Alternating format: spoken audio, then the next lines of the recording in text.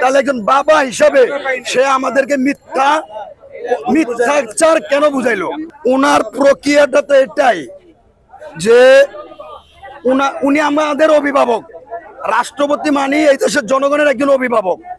But কিন্তু একজন অভিভাবক হিসাবে যখন বলছে যে প্রধানমন্ত্রী শেখ হাসিনা পদত্যাগপত্র গ্রহণ করছে, আমি সেটা পাইছি এবং সেটা আমি নিজ সাক্ষ্যে নিছি।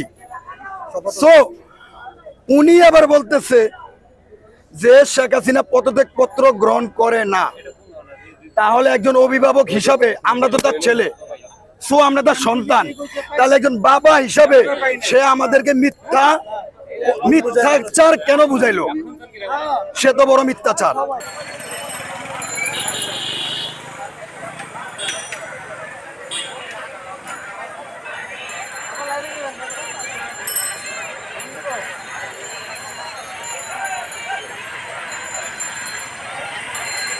সংবাদ, ফিচার ও অনুষ্ঠানের জন্য ভিজিট করুন সংবাদ প্রকাশের ওয়েবসাইট এবং যুক্ত থাকুন ফেসবুক পেজ ও ইউটিউব চ্যানেলের সঙ্গে।